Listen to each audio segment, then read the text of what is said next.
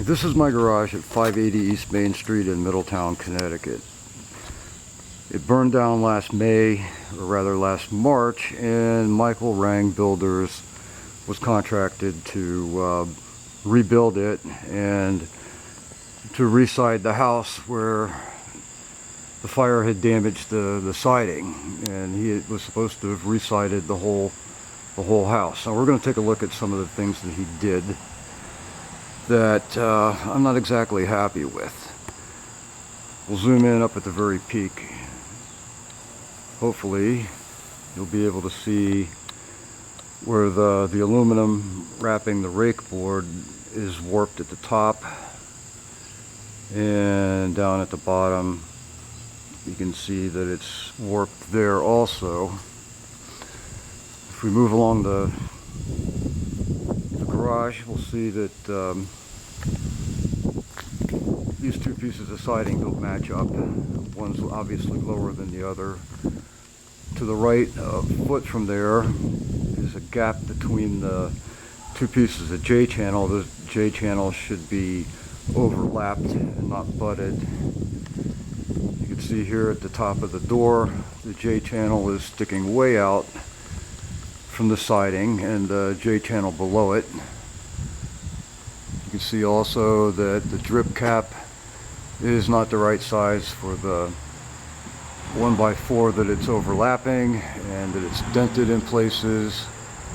And up here I think you'll see that there's a dent in the AZEK, and the AZEK is even pulling away from the house at this point.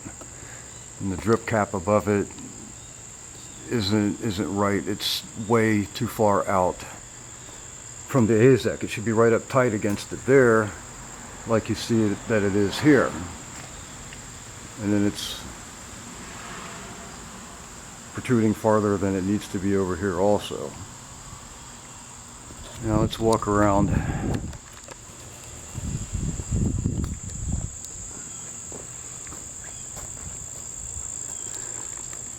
You can see at the corner here, the drip cap is bent.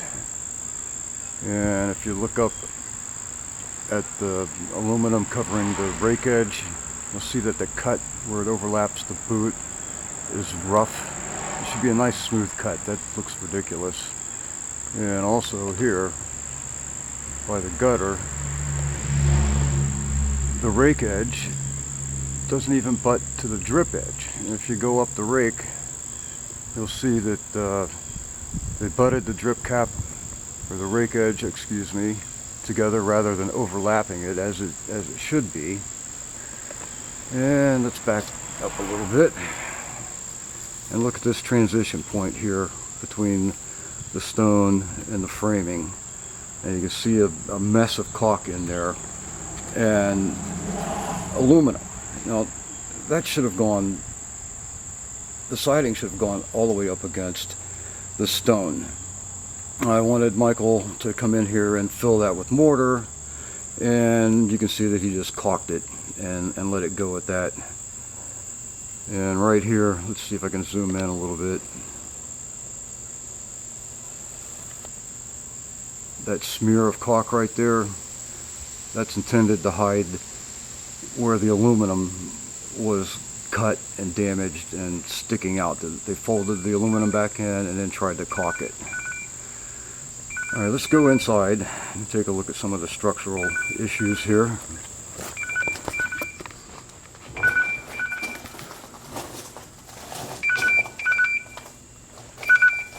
Let's get rid of that phone call. Alright. If you look up here, this is the stud that the header is supposed to be nailed into, and that stud is clearly broken, and that shouldn't be that way. If you look down at the bottom, give this a kick. That's not securely fastened to the foundation as it should be. Over here, this column separating the two front doors is also not fastened to the foundation. a minor thing, but totally unprofessional. The Tyvek is showing. Over here we have the same problem. It's not fastened to the foundation properly.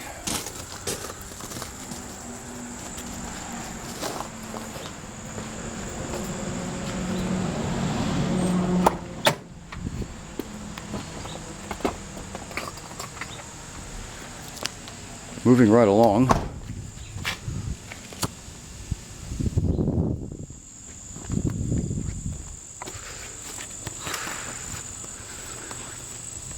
Yeah, Michael put in a drainage pipe here.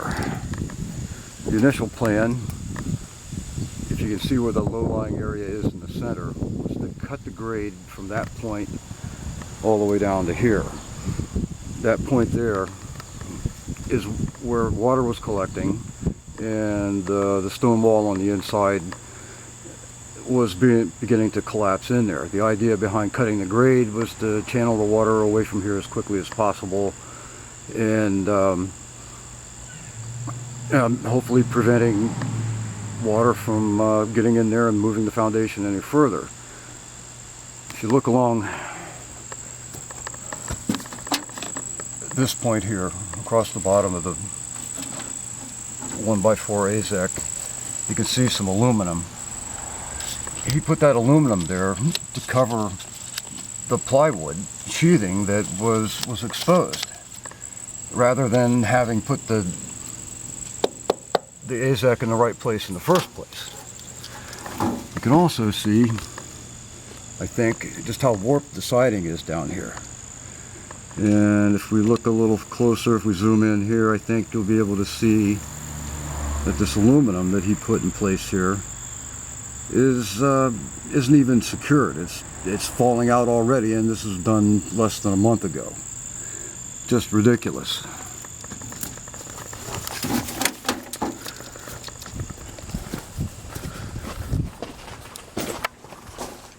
You can see in here also where the foundation was repaired. Those light marks, or where the cracks in the mortar were repaired. And if we look this way, you can see how bowed the wall is. Mr. Wrang was supposed to have submitted an engineer's report to the building department, but he never did that. So now I have to hire an engineer to come out here and take a look at this all over again. Something that I paid him to do.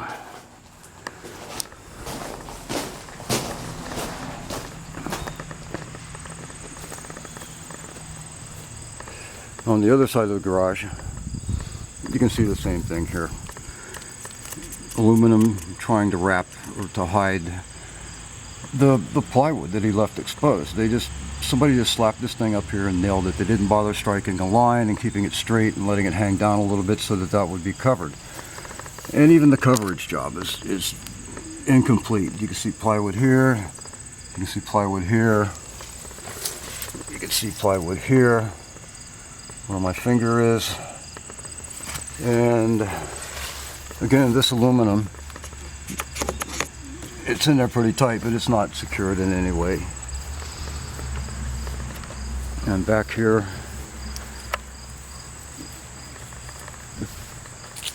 he had dug a trench and put in a perforated pipe. Also, the idea of which being to move water away from here and away from the foundation. It's not deep enough. It's too close to the building. And back here where the two pieces meet, the end caps have never been put in place, so debris and everything else can wash into those tubes and clog them.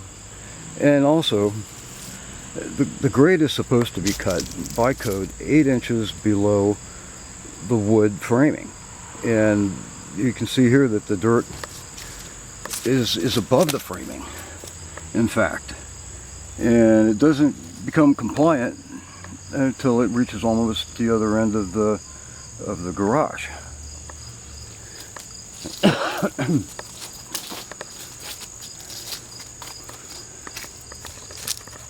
Yeah, let's take a look up here.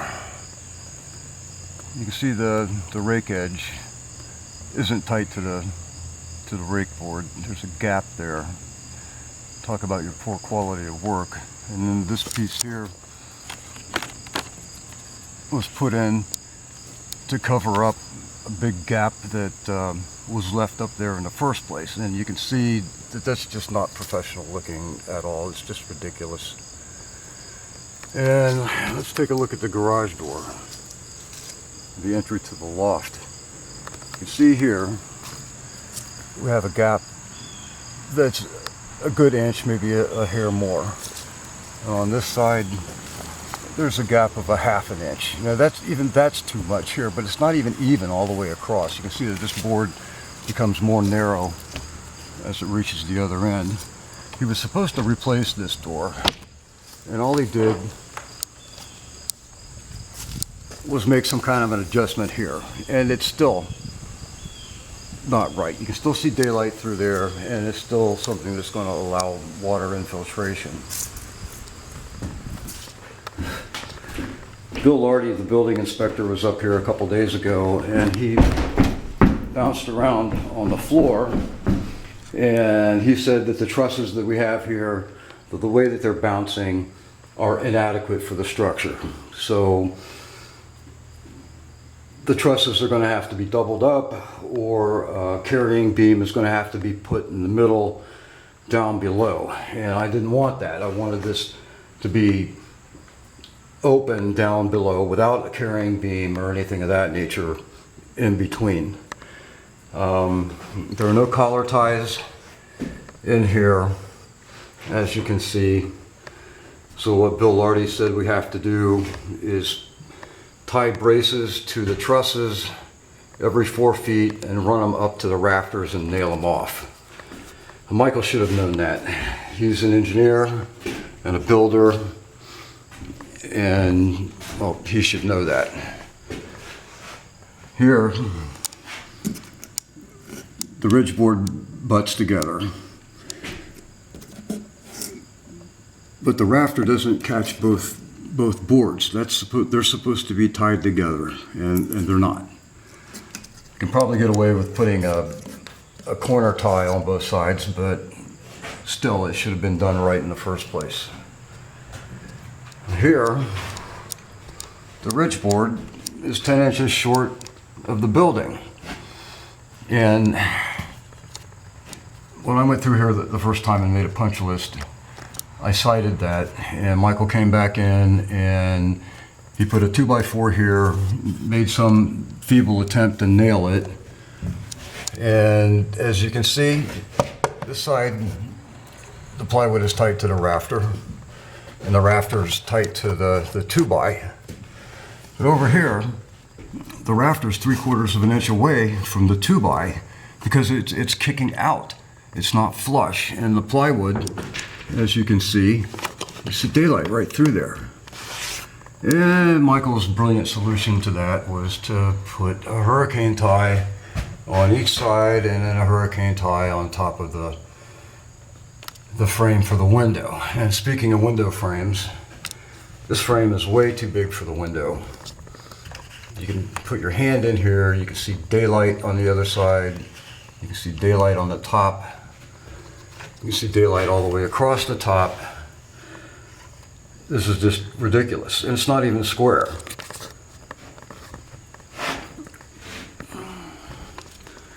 You can see here, nails missed the stud. You see down here at the bottom plate, the plywood's a good 1/4 inch away. Move along and the plywood is a 1/2 inch away. And again, his solution to that was a couple of hurricane ties here and here. And well, we'll follow along. You can see all the way across the front of the garage, the plywood isn't tight to the framing. And that's just amateurish. I mean, I've been in the trades most of my adult life, and this is among some of the worst I've ever seen. Oh boy. All right. That may be everything up here, it may not be. But it gives us a good start.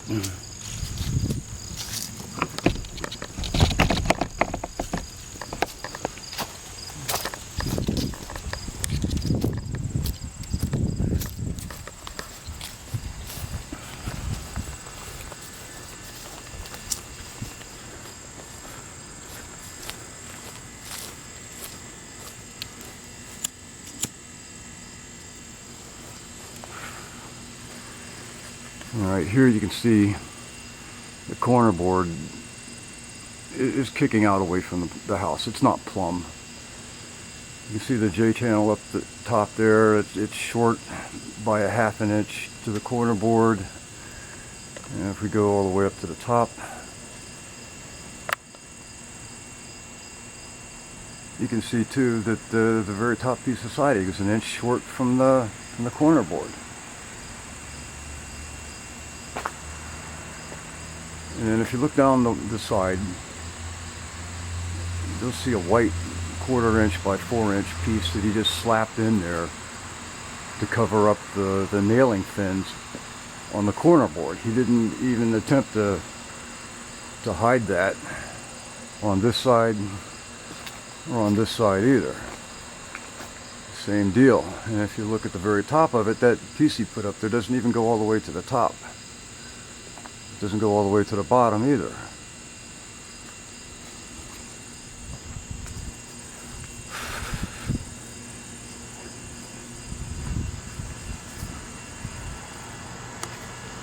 And here,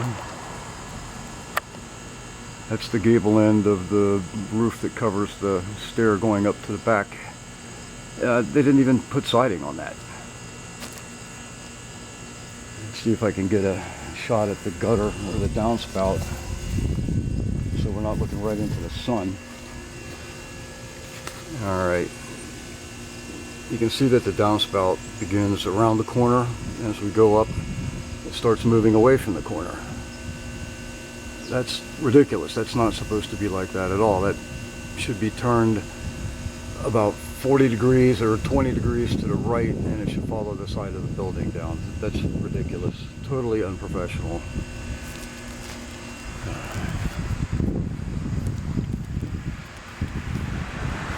And over in the corner here, again, you can see the nailing fins of the J-channel. Those all should have been cut out so that they're not visible. And here's another corner board. I don't know if you'll be able to see it or not in the video, but it's out of square. And I didn't notice it until a couple days ago, but that insulator, they just notched the siding and the corner board to go around it rather than removing it, putting it back in after the siding and the corner board were put in place. And that's just the point for water infiltration. Let's go all the way up to the top of the chimney there. That piece of J-channel in the corner was short. It didn't even go all the way up to the top, and they just put a little piece in there to make up the difference. And over here in this corner, the J-channel going horizontal with the soffit and vertical with the fascia. That piece of J-channel should, on the fascia side, should run all the way down to the bottom of the J-channel underneath the soffit.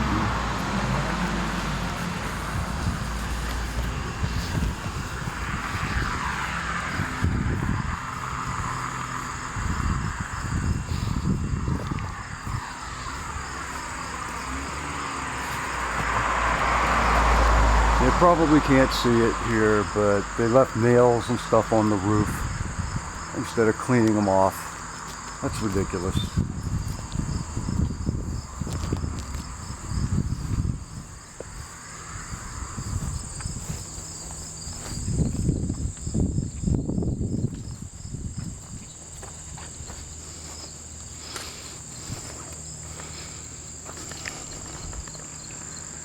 Alright, take a look at the J channel going around the eyebrow here. That's ridiculous. That looks awful. And I can't see what's on top of it, but I can tell you there's no J channel on top of it. At least you can't see it there at the side. Alright, let's take a look over to the other side. There's no J channel there at all. And then you can see that the aluminum around the eyebrow there, I don't know if he put that up there or what, but the corner looks terrible.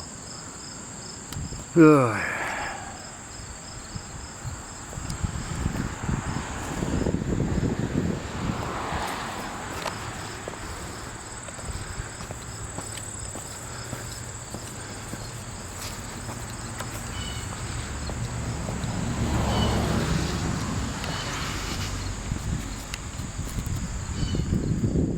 See up here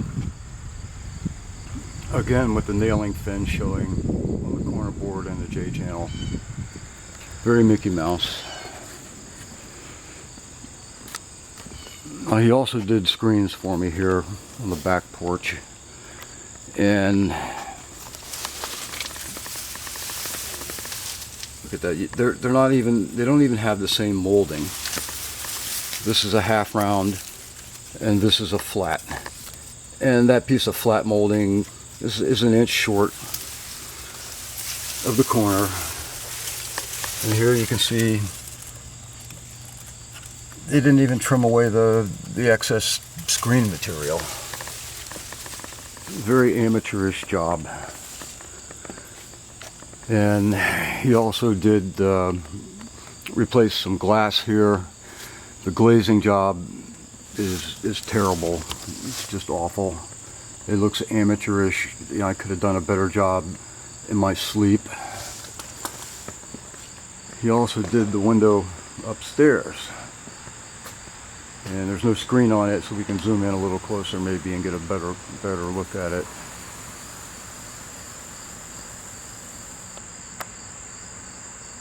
And that's his glazing job. That's just terrible. I mean, come on, really?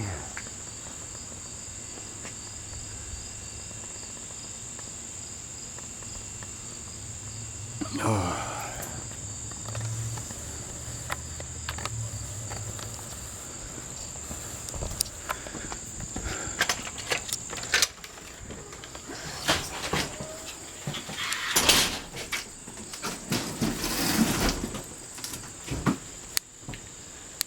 Alright, here's one of the windows that he reglazed.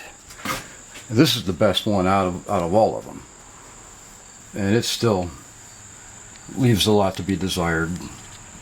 Very amateurish.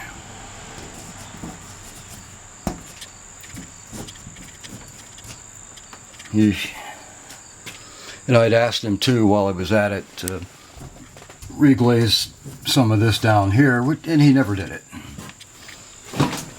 Somehow I'm not surprised.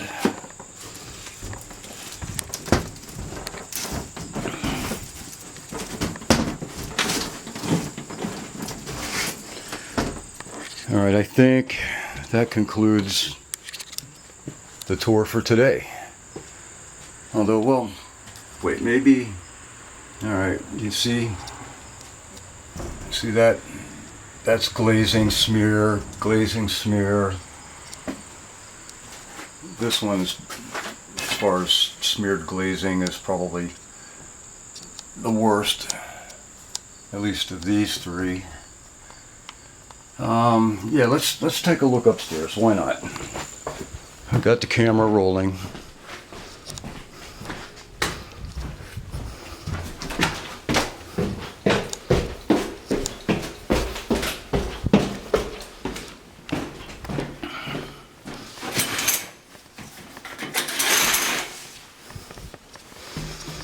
All right, here we go. This is the way he left the windowsill. Junk all over it. Didn't even bother to clean it up a little bit. And you can see the glazing here, how awful it is, how rough it is. You can see people's fingerprints in it. If we could get to the outside and get a better look, it's ridiculous.